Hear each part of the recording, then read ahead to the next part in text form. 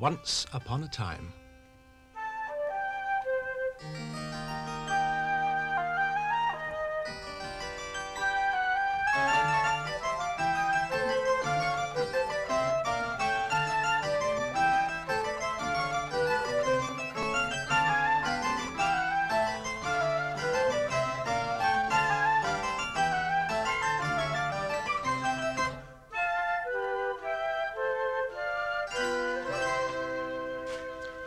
Hello. I expect you know where we are today. We're at the seaside, on the beach. There are so many things to see at the seaside, I don't really know where to start. There's the sea, of course, and all the sand, and the high cliffs where the seagulls live. What else? Rocks. Rocks can be very interesting, you know. Like this one here. The sea's out now, so you can see all the sand, and the rocks here are dry. But when the sea comes in, it covers the beach, and it brings in lots of little sea creatures. Like this one here. This is a limpet, and it clings to the rock when the sea goes out. Now this type of sea creature is called a shellfish, because it lives in a shell. Let's see if I can find any other shells around here. There's one there. There's one here. Now, both these would have had shellfish in them at some time. The shells help to protect them against being eaten by other fish, or by birds, or by being battered against the rocks in the rough seas. Of course, some of them are broken open by the birds, and some are battered by the rough seas, so that's when we find the empty shells. I'll put them back. Whoops. I expect you've seen one of these at the seaside. This is a boat. This particular boat is a rowing boat because it's rowed along with these. These are oars. And you rowed along like this. One on this side, and the other one on the other side, and you row them both together, like that. Of course, you don't get very far when you're stuck on the beach. Or perhaps you've seen a boat with a mast in the middle, like this, and a sail. And the wind catches the sail and the boat is blown along. And some boats have little motors at the back, and that makes the boat move through the water.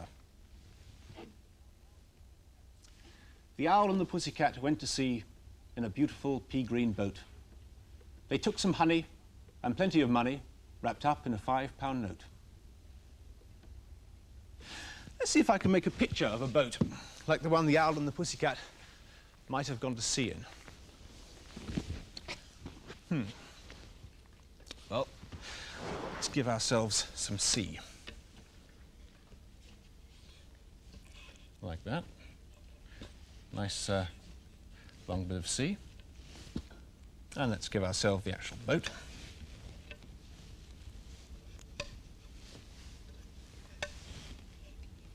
Like that. Let's make it a sailing boat. We'll put a mast in the middle. And we have to have a sail.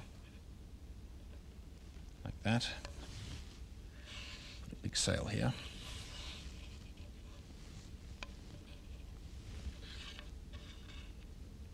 That. Oops. And one on the other side. Like that. There we are. Let's quickly give it a flag on top. A sailing boat. The owl and the pussycat went to sea in a beautiful pea-green boat. They took some honey and plenty of money wrapped up in a £5 note. Well, they must have had plenty of money if they wrapped their honey up in a £5 note, mustn't they? But today's story is about someone who didn't have very much money. Once upon a time, there was a kind old shoemaker who was very poor. In fact, he was so poor that one day he found he had no money left to buy the leather he needed for making shoes. So he took his last piece of leather and cut it into shapes for 2 shoes and left them on the table, ready for him to sew the next morning. "They'll be the last shoes I can make," he sighed to his wife as they went to bed, "and they will only earn us enough money to buy one last loaf of bread, and then I don't know what we'll do." But the next morning, when they came downstairs, to their astonishment, the shoes were finished. They were beautifully made with tiny, tiny stitches. And as soon as the shoemaker put them in the window, a customer came in. "What fine shoes!" he exclaimed. "What beautiful tiny stitches!" And he paid twice as much as usual for the shoes. And so the shoemaker could buy enough leather for 2 pairs of shoes. That evening, he cut out the shapes for 4 shoes, and again he left them on the table, ready for him to sew the next morning. But when he woke up the next day, he heard his wife calling, "Oh, look at this, it's happened again." And there on the table were 2 pairs of shoes, neatly sewn up and ready to sell. And as soon as he put them in the window, there was a whole queue of customers waiting to buy them. "You can't get shoes as fine as this anywhere else," they said. And they paid him so much money that this time the shoemaker could buy enough leather for 4 pairs of shoes. And so it went on. Every night he cut out some shoes and left them on the table. And every morning he found them sewn together with perfect tiny, tiny stitches. And every day he sold them for lots of money. And soon he became quite rich. One evening, just before Christmas, he said to his wife, "I wonder who it is that helps us to make these beautiful shoes. Let's sit up tonight and find out." So they lit a candle and they hid behind a curtain that was hanging in the corner of the room, and they waited very quietly. And on the stroke of midnight, they saw 2 little elves skip in, wearing clothes so old and ragged that they were nearly falling off their backs. And they sat down quickly at the table, and they stitched, and they sewed, and they hammered until all the shoes were finished. And then they ran swiftly away. "Oh, I don't believe it," said the shoemaker, rubbing his eyes. But his wife said, "Oh, poor little men. They've made us very rich, but they must be freezing cold themselves, running around in those thin clothes. Wouldn't it be nice if we could give them something to show how grateful we are? I think I'll sew them each a little shirt, and a little coat, and a little pair of stockings." "Oh, yes," said the shoemaker, "and I'll make them each a little pair of shoes." And so they did. And that evening they laid out all the presents on the table. And then they hid themselves to see what the little elves would do. And on the stroke of midnight, in they skipped. They looked for the leather to sew, but instead they found all the lovely little clothes. And they hopped with delight as they pulled them on, singing, "Now that we are dressed so well, we're tired of making shoes to sell." And they danced and skipped all over the table and round the room and right out the door, singing as they went. "And now that we are dressed so well, we're tired of making shoes to sell." And they never came back. But it didn't really matter, because from then on, everything the shoemaker made turned out well. And customers came from miles around to crowd into his shop to buy his shoes. And so he and his wife lived happily ever after. It would be very strange to be tiny like those elves, wouldn't it? I mean, so small that the grass seemed like a forest, and the flowers looked as if they grew right up to the sky. Once upon a time there was a flower. It looked like an ordinary flower. But when its petals opened,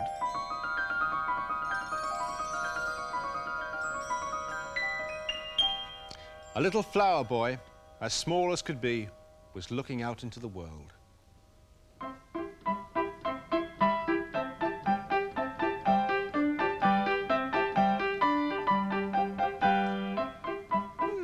The world's a happy place, he said. I wish I could see more of it. Ooh. Ooh. Hey, hey, here, here, here. Come on.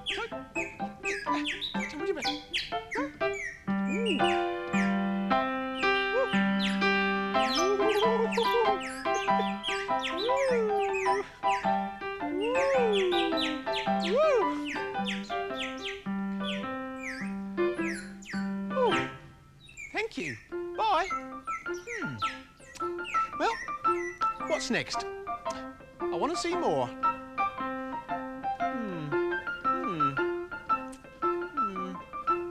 Ooh, now that looks like a boat.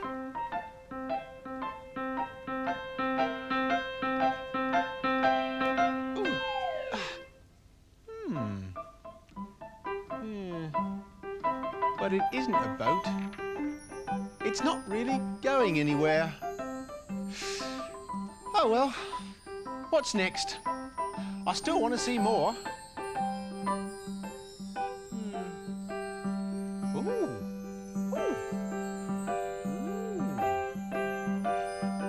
Hey, here, come here. Can I,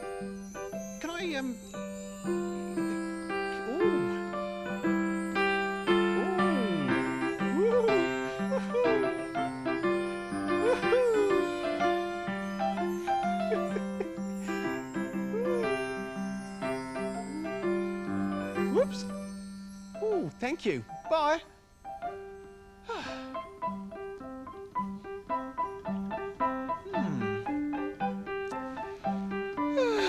Well, what's next? I'm a bit tired, actually. Ooh, I'm a bit cold, too. I wouldn't mind going home. Perhaps I... Ooh. Yes. Whoa. Woo. Woo. Woo. Thank you. Bye.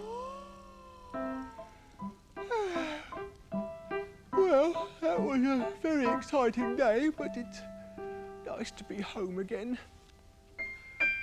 Tomorrow, maybe, I'll go out again. Maybe I won't.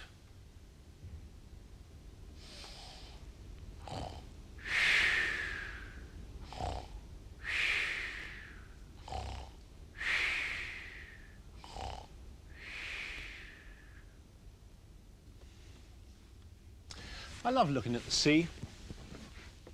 Sea. I wonder if I can think of any other words that sound like sea. Sea. Me. See me. Me be. Be. See me be. Tea. I love to paddle in the sea. There's nowhere that I'd rather be. But when the waves start chasing me, I run away and have my tea. Well, I shall have to be going now, but I'll see you again soon.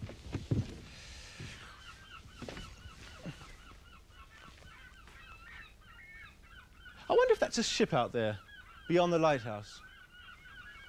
Or is it a cloud? So far away, I really can't tell. Bye now. Take care.